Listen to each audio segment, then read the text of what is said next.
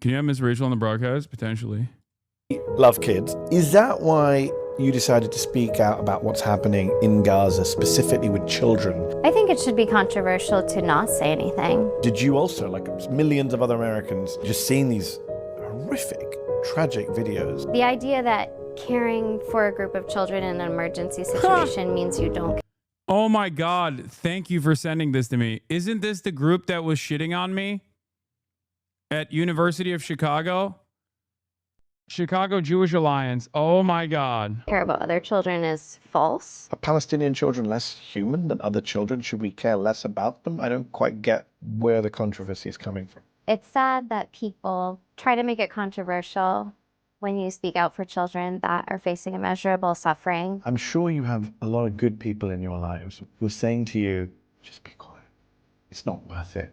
What do you say to them? Our compassion doesn't have boundaries or borders. We just love kids. Why do you feel this urge to speak? Miss Rachel is a YouTuber for children, okay? Kids love her.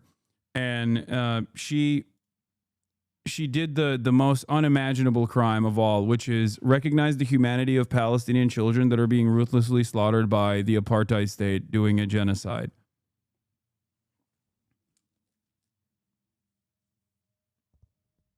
Yeah. HasanAbi heads in the chat that have kids already know who Miss Rachel is, I suspect. The debating question, are Palestinian children worth caring about? This article is truly depraved. This is, I believe, from the New York Times. What an insane framing. Why tot celebrity Miss Rachel waded into the Gaza debate. Facing criticism, Rachel Accurso defends making the plight of children in Gaza a primary focus on her social media feeds. The idea that like you can frame the conversation like this with an inherently antagonistic framing is so insane. And I think this is the type of shit that actually makes people check out. Okay? This is the type of shit that makes people go, what? Miss Rachel doubles down support for children in Gaza? The fuck do you mean? Like, this is not a double down moment. You should be... You shouldn't be antagonistic to her. You shouldn't be acting like what she's doing is controversial. The real newsworthy argument here is why this would be seen as controversial to begin with. Accurso's activism has divided Jewish parents distraught by the relative dearth of posts about Israeli children with whom many Jews worldwide feel a powerful connection. Miss Rachel seems to be someone who's really, really good-hearted. But in the context of everything that's going on, she says, I care about all children. But really, she's talking about the children of Gaza. Stacey Hackner, a teacher at London Cheddar, a school of Jewish instruction, said in an interview, that has left a lot of Jewish parents feeling quite isolated. Me. Why not me? Accurso's unique position opens her up to a felt sense of connection or even parasociality to other parents, said Brooke Aaron Duffy, a professor of communications at Cornell University who studies the intersection of labor and new technologies. If you look at the images, Professor Duffy added, referring to Accurso's posts of children in Gaza, it is showcasing the young children who are experiencing these vulnerabilities. It's not unabashedly political, but within such a polarized climate, everyone is up for scrutiny and critique, especially if you have that level of audience engagement. If you talk about the children that are being genocided, in the process of those children being genocided, then it makes me feel bad. It makes me fucking feel bad. It's genuinely so fucked up that Miss Rachel is literally just a person that sees all people equally and is nice to all kids, and she's being smeared this way. Like, look at how wonderful this interaction is with a 3-year-old double amputee from Gaza. I met Rahaf from Gaza. She has the best laugh. She falls a lot, but she's ready to get right back up again and ready to play.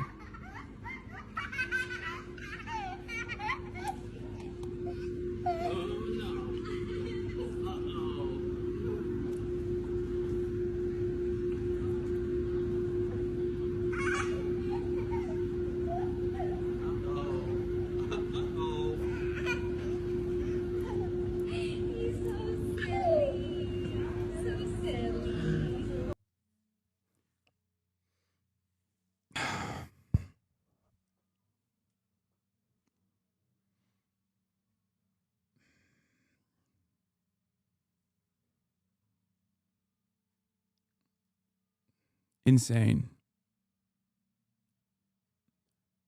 Chicago Jewish Alliance, who also was one of the organizations that protested and criticized the University of Chicago for hosting me, had this to say about Miss Rachel, just so you understand, like, what Jewish advocacy groups are actually invested in and what their mania looks like, okay?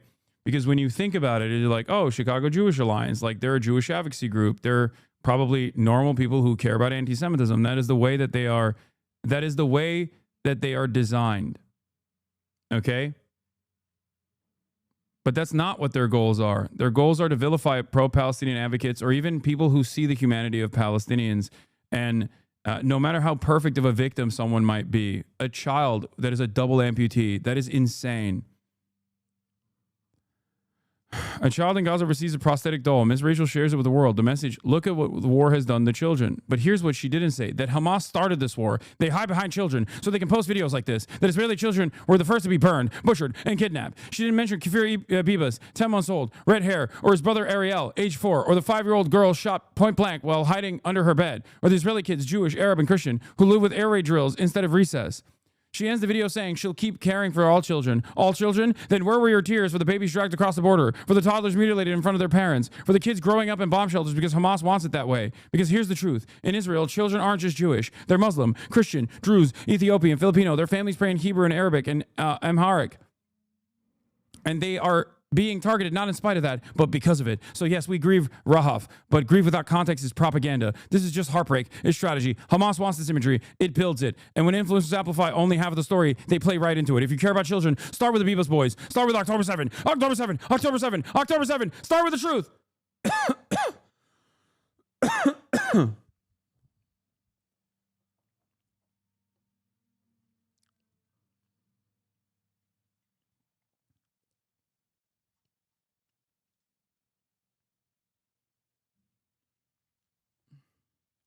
Freaks, bro. Freaks. Somewhere along the way, Zionist groups decided this is the way to talk about it, like reframing everything within the context of like Jewish grief and recentering the conversation around how American Jews feel and what Israelis feel in general. And that's not the case. Like, many American Jews also fucking look at what's going on in Gaza and go, I'm going to either shut the fuck up about this or I'm going to speak out about this. The average person is going to look at the imagery from Miss Rachel and see what that organization is saying and go, you are fucking insane. You are a psychopathic person. You are a sociopath. Who the fuck thinks like this? You're an evil monster. That's it. That's it. And it's crazy. Like, why do you present yourself as a fucking evil monster? I do not understand. And the only way, and I'm going to tie this back to fucking slop tubers again, the only reason why you would find yourself presenting this this monstrous perspective as though it's something that will bring people to your fucking side, okay? The only reason why you think this is because you are so echo chambered that you have not even began to try and understand the perspective of others. Someone who is even 5% not on your side is immediately branded as a fucking enemy. That's it. That's it. That is how you find yourself in this unique predicament where, like, the average person looks at what you're saying and goes, oh my God, you're a fucking psycho. You are a fucking psycho. Because all of these conversations are happening within the backdrop of a live streamed Holocaust of mostly children. It's so insane.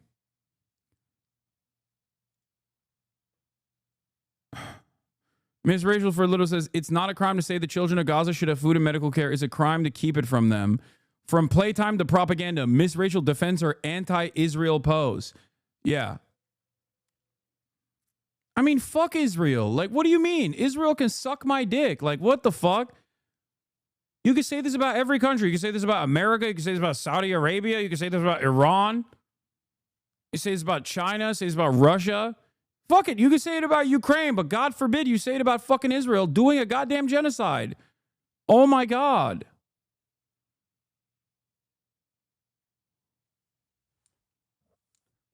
You are positioning Israel as being anti-children when someone comes out and says they're pro-children, and you immediately go, look, when someone comes out and says, I'm pro-children, I think children should survive, and you immediately go, wow, well, this person sure seems to be anti-Israel. Well, now you've revealed that Israel is anti-children. You're doing that. What the fuck?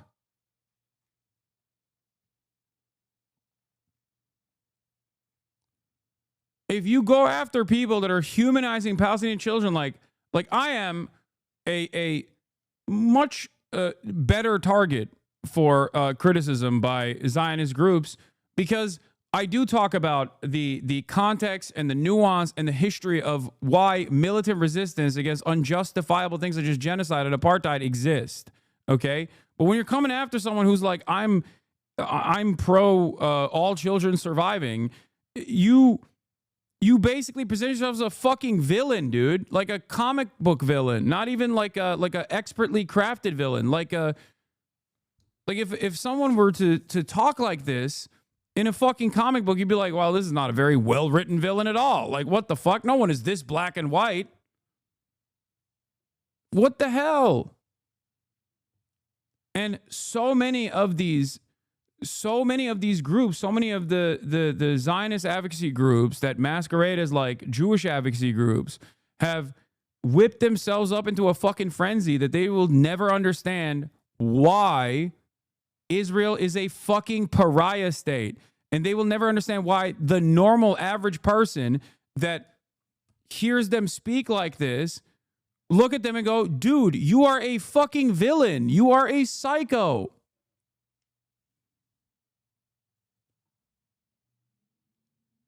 You have primed yourself into believing that every single fucking Palestinian is an enemy, is a parasite that needs to be excised forcibly off this planet. It's the same thing as Nazi Germany. That's it. And that's why I say Israel is a Nazi Germany style country, and its actions resemble the Holocaust, and its supporters are fucking Nazis too. That's it. It's crazy.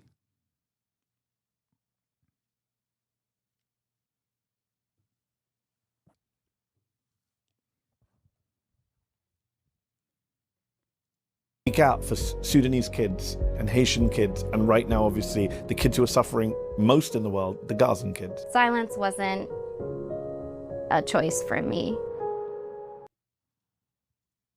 Her mom grabs her phone and has her little boys on FaceTime. And her boys are adorable. I think they're around age 7 and 9. And they're in Gaza. And here I am, like, thinking, like, trying to be sweet and talk to her boys in, like, the Miss Rachel voice. But I'm also like, what if my son was over there and my husband, and then I'm here with my little girl losing her legs? And then I'm thinking about the boys, and I was asking if there's any way they can come here. And this wonderful woman was saying, because I was asking kind of her to, she was translating, and I said, is there any way for them to come here? And she was saying no. And she was saying they don't eat anymore on FaceTime with them. Sorry. No, it's a horrific situation. And look at this dangerous Hamas propaganda. And then the translator, I remembered she had said, like, thank you for seeing our children as human, when I had spoke out before. And so I want those little boys to have everything my little boy has. And their mom's a teacher like me. She's a math teacher. Wow.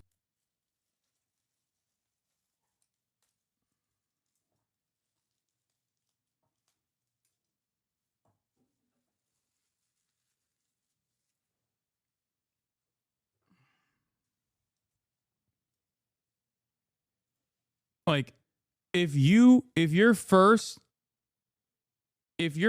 response to someone recognizing the humanity of Palestinian children is that you perceive her as a threat, you are a threat to humanity. Okay? You are a fucking villain. You are a bloodthirsty monster where you go, oh my God, I can't believe she cares about Palestinian children. Why doesn't she see the world from my lens? Why doesn't she see the world in the way that I do? And why doesn't she recognize that these little children are actually little parasites that are going to grow up to be fucking Hamas? It's all lives matter. It's literally an all lives matter argument. But in the backdrop of this is not like systematic discrimination, but something that most American black people will also recognize as infinitely worse than what is happening to contemporary black voices in the United States of America. A fucking genocide. Okay? You are literally, all lives mattering, a fucking Holocaust. You're a psycho.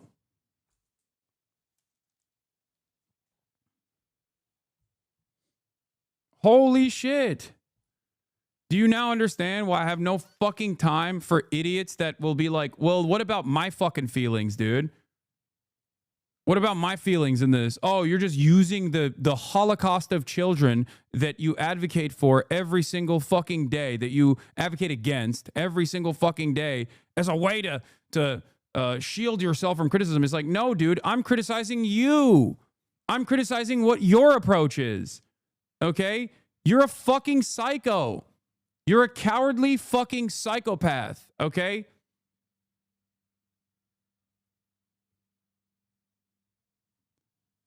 Anyway, here's the funnier version of like the Israel Defense Brigade. This is so much like those early aughts Weibo posts where guys would just say they're so immersed in Japanese culture that they accidentally called their gym teacher a baka. Here's something deeply educational that happened as I was leaving Israel. I'm checking my luggage in Athens after leaving Tel Aviv. I get to the agent. He says hello. I absentmindedly say shalom, like I've been saying for 3 weeks. And he narrows his eyes at me, looking at me with something between disgust and suspicion. And I'm like, oh, this is why my American Jewish friends hide their Jewishness. Dude, this is one of the funniest things that has happened with like the Israel dick riders is that they fantasize about like being more Jewish than fucking Jewish anti-Zionists.